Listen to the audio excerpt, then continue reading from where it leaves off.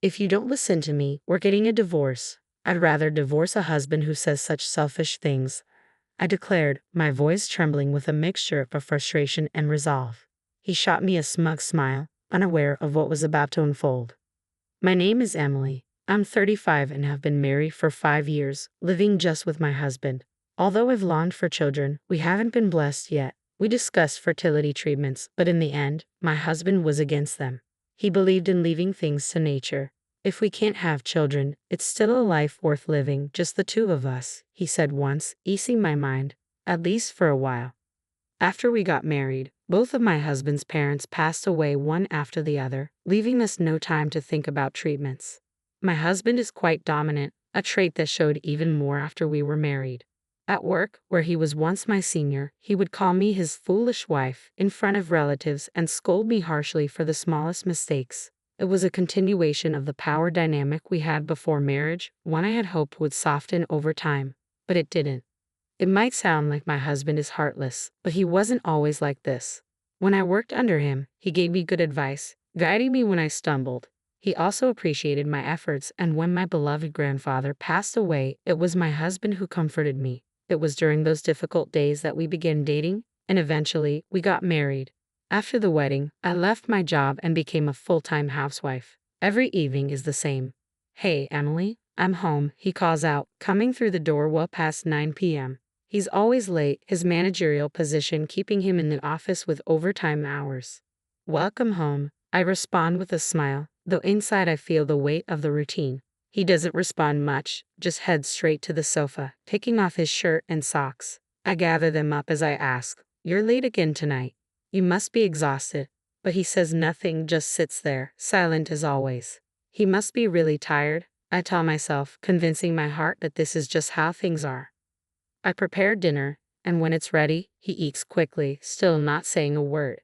Once he's done, in about 10 minutes, he heads to the bathroom. I lay out a towel and fresh clothes for him, clean up the dishes, and when he comes out of the bath, he heads directly to bed.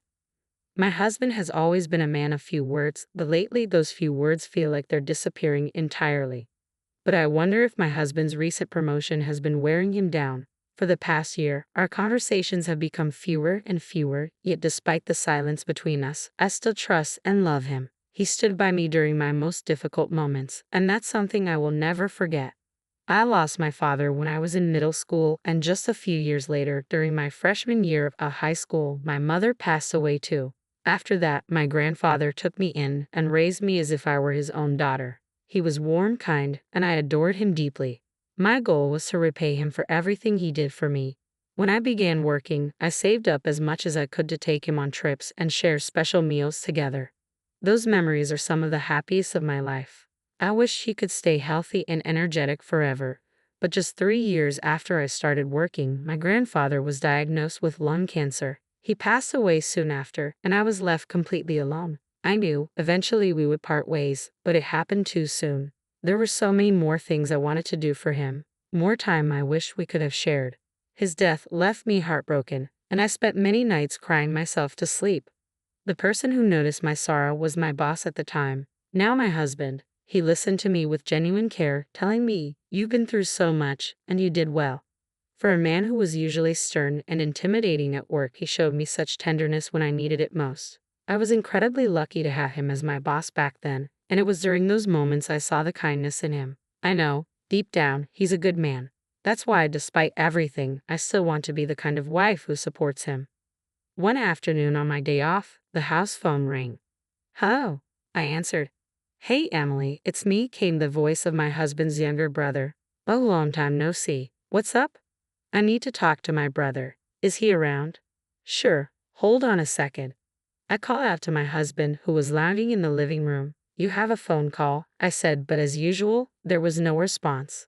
Without a word, he stood up and took the phone. "Hello. Hey, how are you? What's going on?" His face, which had been expressionless just moments ago, lit up with a smile as he talked to his brother. My brother-in-law is 15 years younger than my husband, and perhaps because of the large age gap, my husband dotes on him endlessly. I had heard that my brother-in-law was living a blissful life with his beautiful wife, whom he married 2 years ago, so I was surprised when my husband's tone suddenly shifted. Ah, really? Are you okay? His voice became serious. I wondered what was happening on the other end of the line. Well, if you're ever in trouble, just let me know, okay? I'm your big brother after all, he added before hanging up the phone. What happened? Is something wrong? I asked, sensing the weight of the conversation. My brother, he's been laid off, my husband replied, looking downcast. What? Laid off? I was shocked. I never imagined something like that happening to him. Yeah, I heard his company was struggling, but I didn't expect him to actually lose his job. My husband sank into a chair, clearly upset. I was just as shaken. My brother-in-law is so different from my husband. He's gentle, calm, and always respectful. He treats me kindly, often defending me when my husband makes harsh comments in front of our relatives. He'd say, "Bro, that's not fair to Emily," and never hesitates to apologize for his brother's rudeness. His wife is much like him, kind and thoughtful, and I had always admired them as a couple. Now, knowing he'd been laid off, I felt a growing desire to help. I wanted to support them, even if in some small way. Hey, isn't there something we can do to help? I asked my husband. He shot me a sharp look. What do you mean by that? Well, I hesitated. Maybe we can do something to make your brother feel a little better. I just thought. Before I could finish, my husband let out a heavy sigh. You really are hopeless. You don't understand anything about the real world, do you? You haven't been out there. He's going through the toughest time of his life right now, and you think some casual gesture from us will fix it. Outsiders should stay quiet.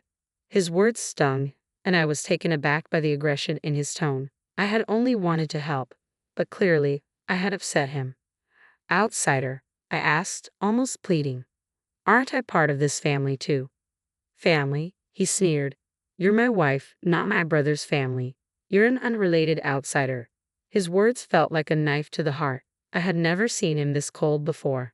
His brother's situation must have deeply affected him, but there were lines he crossed that shouldn't have been. Just don't do anything unnecessary, he snapped before storming out the door. From that moment on, he became even more oppressive toward me. Every little thing I did was met with criticism. What's with this meal?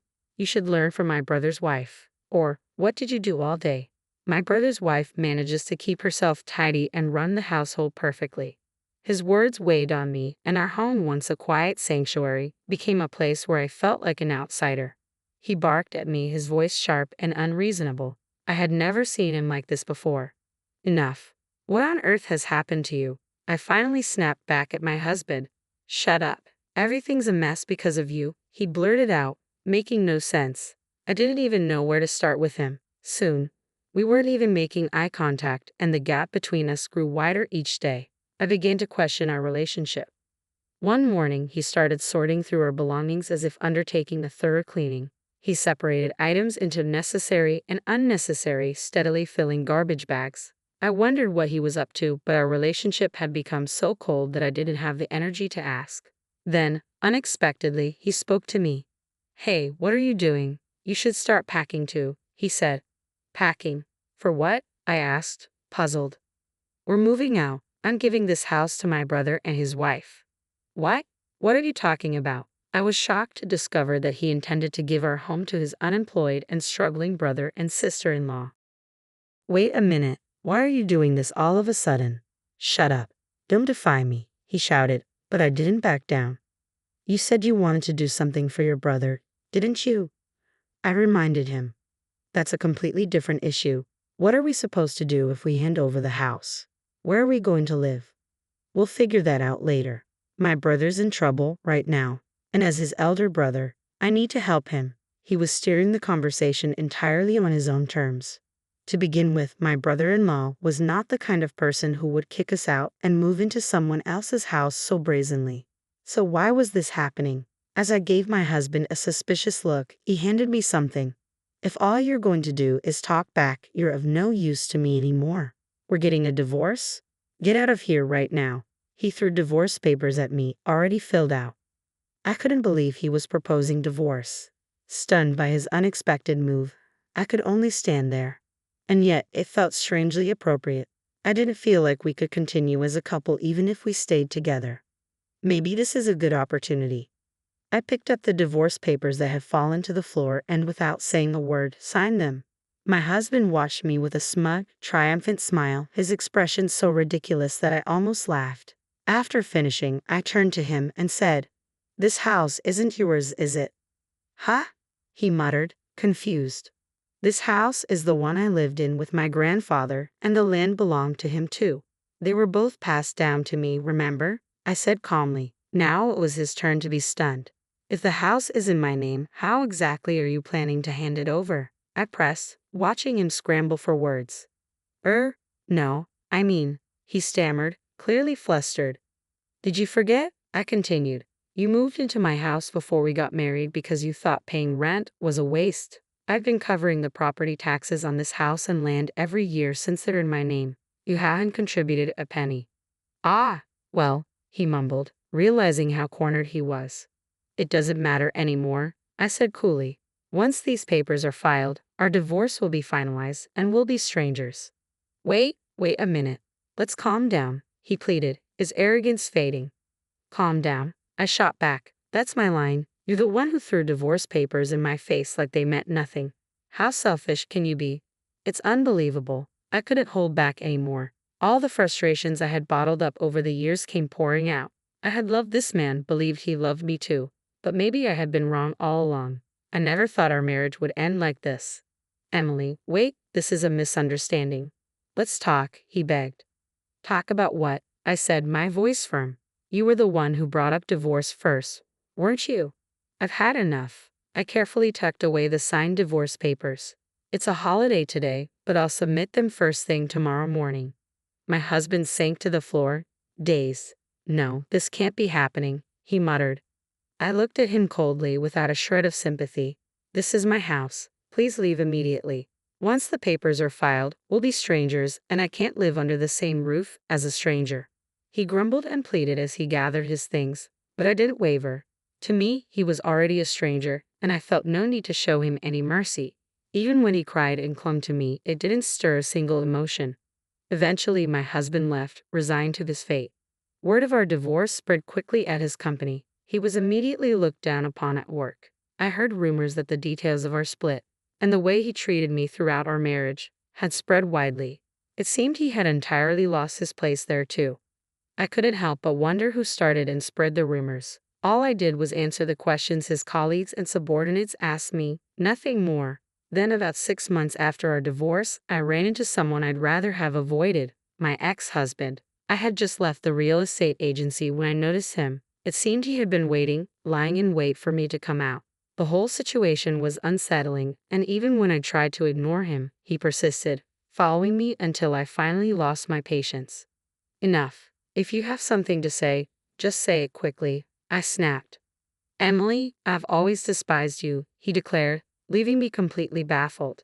Apparently, in his mind, he had been blaming me for everything, including his brother's layoff.